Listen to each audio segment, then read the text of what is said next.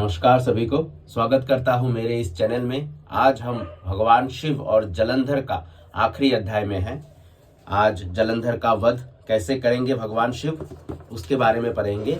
चलिए शुरू करते हैं। श्री शिव महापुराण के अंतर्गत जो द्वितीय रुद्र संहिता है, उसका जो पंचम खंड है, युद्ध खंड में आज अथो चतुर्विंश अध्याय यानी कि 24वें अध्याय का पाठ करेंगे, जहां दैत्यराज जलंधर तथा भगवान शिव का घोर संग्राम, भगवान शिव द्वारा चक्र से जलंधर का शिरच्छेदन, जलंधर का तेज शिव में प्रविष्ट होना, जलंधर वध से जगत में सर्वत्र शांति का विस्तार।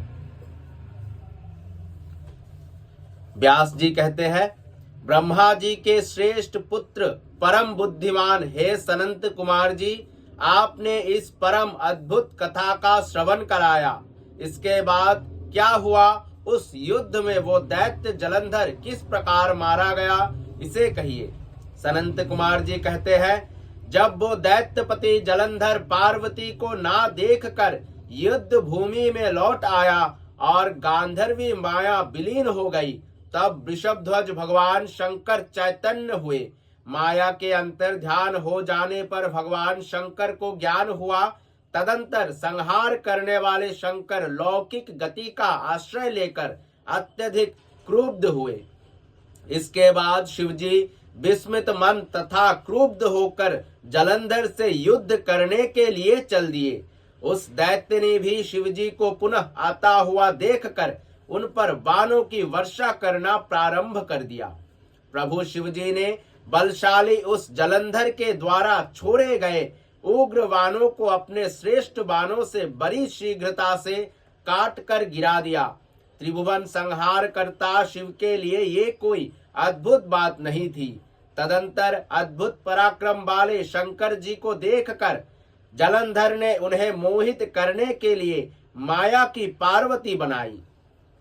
शिवजी ने रथ पर स्थित बंधी हुई, विलाप करती हुई एवं शुंभ तथा निशुंभ के द्वारा मारी जाती हुई पार्वती को देखा। तब उस स्थिति वाली पार्वती को देखकर लौकिक गति प्रदर्शित करते हुए शिवजी सामान्य जनों की तरह अत्यंत व्याकुल हो उठे।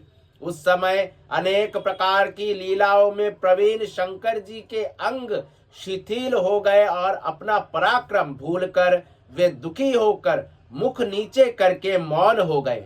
उसके बाद जलंधर ने पूंख तक धंसने वाले 3 बाणों से वेग पूर्वक शिवजी के सिर, हृदय तथा उदर प्रदेश पर प्रहार किया। तब महालीला करने वाले तथा ज्ञान वत्सल्य वाले भगवान रुद्र ने क्षण भर में अग्नि ज्वाला के समूह से युक्त अत्यंत भयंकर रौद्र रूप धारण कर लिया। उनके इस अति महारौद्र रूप को देखकर महादैत्यगण सम्मुख खड़े रहने में असमर्थ हो गए और 10 दिशाओं में भागने लगे। हे मुनीश्वर, उस समय वीरों में विख्यात महावीर जो शुंभ एवं निशुंभ थे, वे भी रण में स्थित न रहे। जलंधर के द्वारा रची गई माया क्षण भर में विलुप्त हो गई। उस संग्राम में चारों ओर महान हाहाकार होने लगा। तब उन दोनों को भागते हुए देखकर क्रुद्ध हुए रुद्र ने धिक्कार कर उन शंभु शुंभ निशुंभ को इस प्रकार शाप दिया।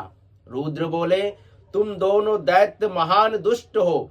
तुम दोनों पार्वती को दंड देने वाले हो, मेरा महान अपराध करने वाले हो और इस संग्राम में भाग रहे हो।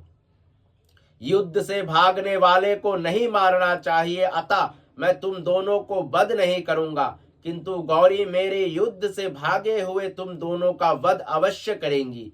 अभी शंकर जी ये बात कह ही रहे थे कि जलती हुई अग्नि के समान समुद्र पुत्र जलंधर अत्यधिक क्रुद्ध हो उठा। उसने बड़े वेग के साथ शिवजी पर तीक्ष्ण बाणों की वर्षा करना प्रारंभ कर दिया, जिससे पृथ्वी तल बाणों के अंधकार से ढक गया। अभी रुद्र उसके बाणों को काटने में लगे थे कि इतने में ही उस बलशाली ने परीघ से वृषभ पर प्रहार किया। उस प्रहार से आहत हुआ वृषभ रणभूमि से पीछे की ओर हटने लगा। शंकर जी के द्वारा खींचे जाने पर भी वो युद्ध भूमि में स्थित न रह सका। हे मुनीश्वर, उस समय महारुद्र ने सभी के लिए अति दुसह अपना तेज लोक में दिखाया। ये सत्य है। उन प्रभु रुद्र ने अत्यधिक क्रुद्ध होकर रौद्र रूप धारण कर लिया और वे सहसा प्रलय काल की अग्नि के समान अत्यंत भयंकर हो गए। मेरु श्रृंग के समान अचल उस दैत्य को अपने आगे स्थित देखकर तथा उसे दूसरे से अवध्य जानकर वे स्वयं उस दैत्य को मारने के लिए उद्यत हो गए। जगत की रक्षा करने वाले उन महाप्रभु ने ब्रह्मा के वचन की रक्षा करते हुए और हृदय में दया का भाव रखते हुए उस दैत्य के वध के लिए मन में निश्चय किया। उस समय क्रोध करके अपनी लीला से त्रिशूलधारी भगवान शंकर ने महासमुद्र में अपने पैर के अंगूठे से शीघ्र ही भयानक तथा अद्भुत रथ चक्र का निर्माण किया। उन्होंने उस महासमुद्र में अत्यंत जाज्वल्यमान रथ चक्र का निर्माण करके तथा ये स्मरण कर कि निश्चय ही इससे तीनों लोकों का वध किया जा सकता है। हे दक्ष, अंधक, त्रिपुर तथा यज्ञ का विनाश करने वाले भगवान शंकर हंसते हुए बोले। महारुद्र कहने लगे, हे जलंधर, मैंने महासमुद्र में अपने पैर के अंगूठे से इस चक्र का निर्माण किया है। यदि तुम बलवान हो तो इस चक्र को पानी के बाहर करके मुझसे युद्ध करने के लिए ठहरो, अन्यथा भाग जाओ। सनंत कुमार जी कहते हैं, उनके उस वचन को सुनकर जलंधर की आंखें क्रोध से जलने लगी और वो अपने क्रोध भरे नेत्रों से शंकर जी को जलाता हुआ सा उनकी ओर देखने लगा।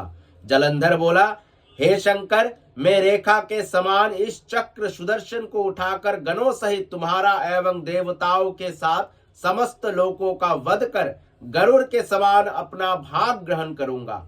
हे महेश्वर, मैं इंद्र सहित चर अचर सभी का नाश करने में समर्थ हूँ।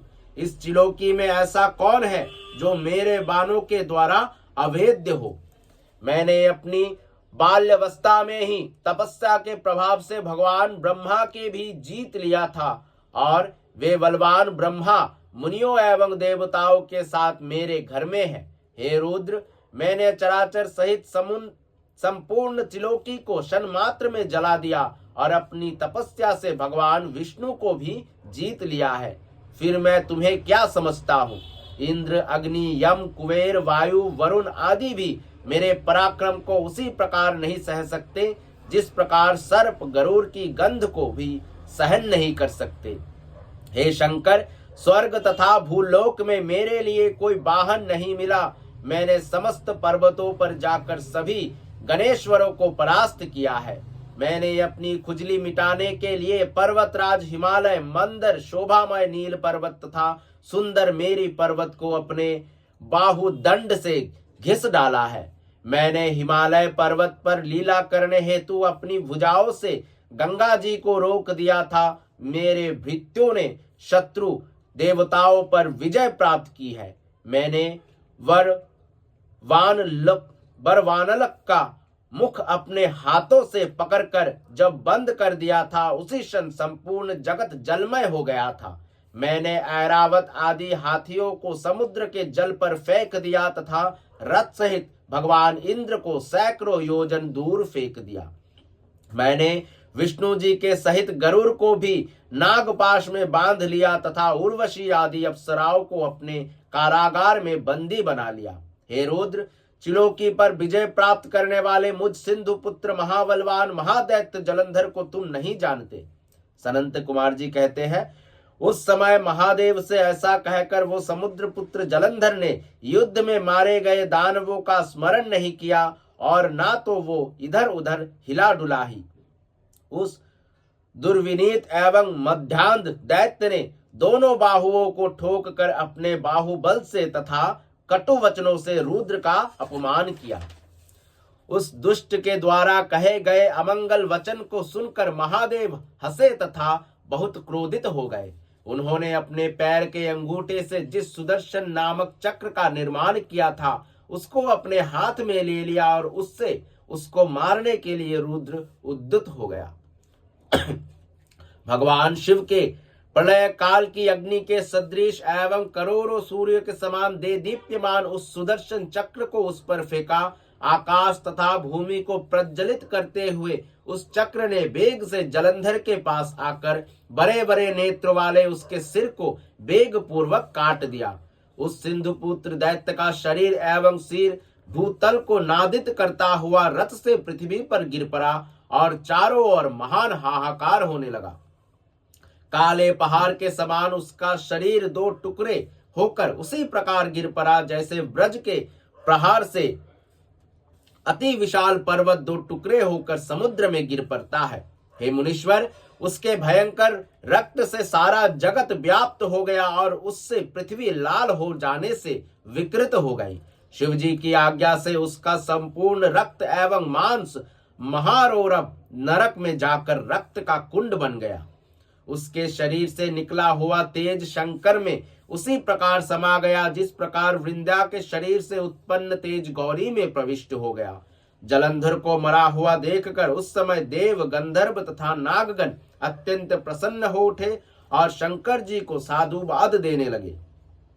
सभी देव, सिद्ध एवं मुनीश्वर भी प्रसन्न हो गए और पुष्प वृष्टि करते हुए उच्च स्वर में उनका यशोगान करने लगे। देवांगनाएं प्रेम से विवल होकर अति आनंद पूर्वक नृत्य करने लगी और मनोहर राग युक्त शब्दों से किन्नरों के साथ सुंदर पदों को गाने लगी। हे मुने, उस समय वृंदापति जलंधर के मर जाने पर सभी और पवित्र तथा सुखद स्पर्श वाली दिशाएं प्रसन्न हो गई। शीतल, मंद, सुगंध तीनों प्रकार की वायु चलने लगी। चंद्रमा शीतलता से युक्त हो गया, सूर्य परम तेज से तपने लगा, शांत अग्नि जलने लगी और आकाश निर्मल हो गया। इस प्रकार हे मुने, अनंत मूर्ति सदाशिव के द्वारा उस समुद्र पुत्र जलंधर के मारे जाने पर संपूर्ण त्रैलोक्य अत्यधिक शांतिमय हो गया। इस प्रकार श्री शिव महापुराण के अंतर्गत द्वितीय रुद्र संहिता के पंचम युद्ध कंड में जलंधर वधोपाख्यान के अंतर्गत जलंधर वध वर्णन नामक 24वां अध्याय पूर्ण हुआ। धन्यवाद। आने वाले अध्याय अथो पंचो विशोंध्याय जो कि 25वां अध्याय होने वाला है, वहां हम जलंधर वध से प्रसन्न देवताओं द्वारा भगवान शिव की स्तुति, तो भगवान शिव की स्तुति श्लोक जो हम लोग पढ़ते हैं, पाठ करते हैं, याद रखते हैं, देवताओं द्वारा भी बहुत सी स्तुतियां ऐसी हैं, तो उनमें से कुछ एक स्तुतियां कल हम पढ़ेंगे। तब तक के लिए धन्यवाद। सांब सदाशिव, सांब सदाशिव, सांब सदाशिव हर शंभो।